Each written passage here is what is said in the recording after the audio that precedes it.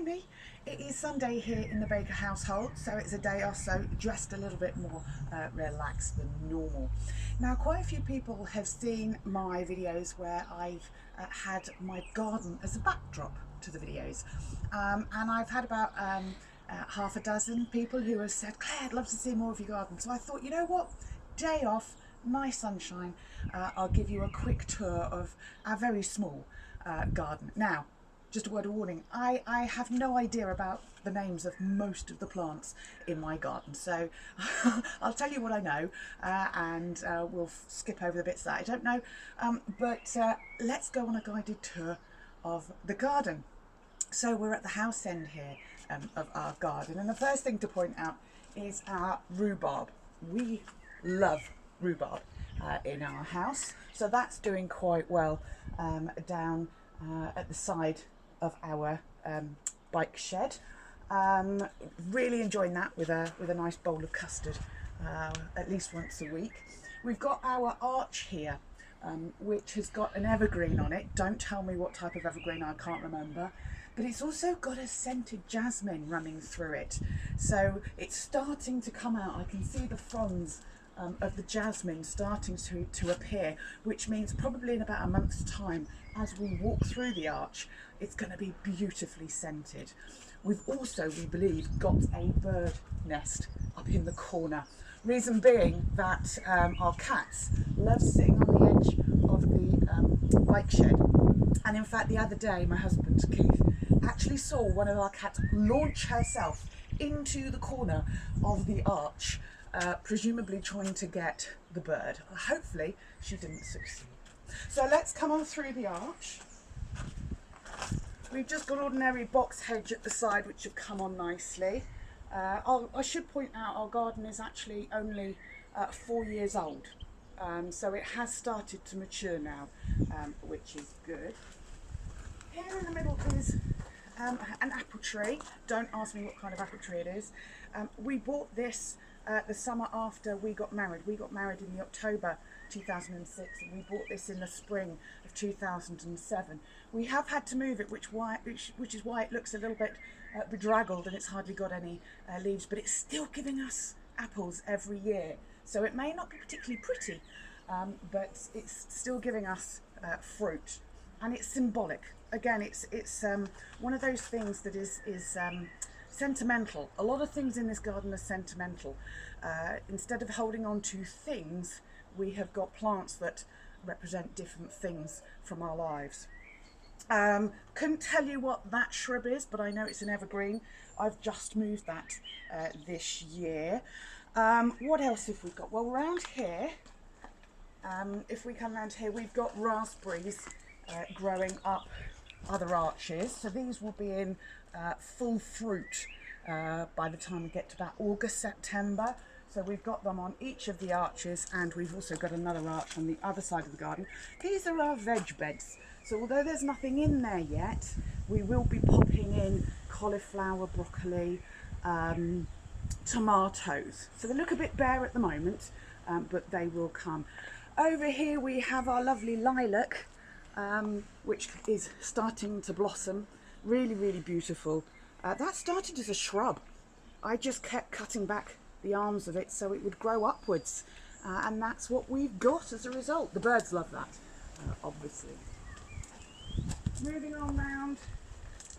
Again, I have no idea what most of these shrubs are. I bought them because I liked the look of them, and I did have in mind where they would go, but I didn't necessarily know what they were, and I haven't necessarily kept the tags.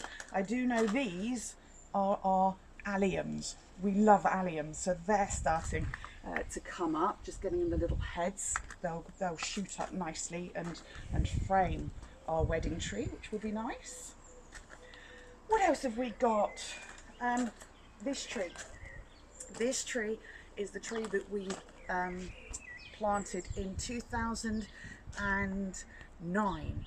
This is our first cat's tree, Betty, and we have a little iron, I don't know what you call it, ornament that is Betty. Betty was the first cat I ever had, and was on the scene when my husband came. She had to be put down in 2000 2009, but we planted this tree in her honour with her ashes when we planted it. This is a pear tree, conference pear tree. My husband and I love pears. And again, this is not a particularly pretty tree, but it fruits really, really well. So yeah, I can see that we're getting, yeah, we're going to get a nice crop from that this year, I think. What else have we got? We did have a tree here, an apple tree here, up until a few weeks ago, because our cat, who died suddenly 4.5 years ago, her ashes are in there, but the tree didn't survive the winter. So we're going to get another tree, and we're going to put a tree in this bed over here for her sister, who we had to put down in February this year, unexpectedly and suddenly because of stomach cancer. So it seems appropriate that we almost get 2 matching trees for the sisters of the cats. So that's what we'll do. That's a bit of a project for this summer. So moving on through, we've got another archway. This is all looking pretty horrible, really. This was a passion flower, but it went a bit berserk. So I cut it last year to kill it, but I've left these because I know the birds like these to make their nests. So as the bits fall, it's hopefully giving the birds something to use for their nests. Got a buddleia here. Can't go wrong with buddleia for the wildlife. The butterflies and the bees love it when it does come out. Not particularly pretty at the moment, but again, that will come out fairly soon. Then we move through to our pond area. This is a hive of wildlife. I love my pond. You'll have heard me say that I sit by my pond and 10 minutes feels like I've had a break for hours.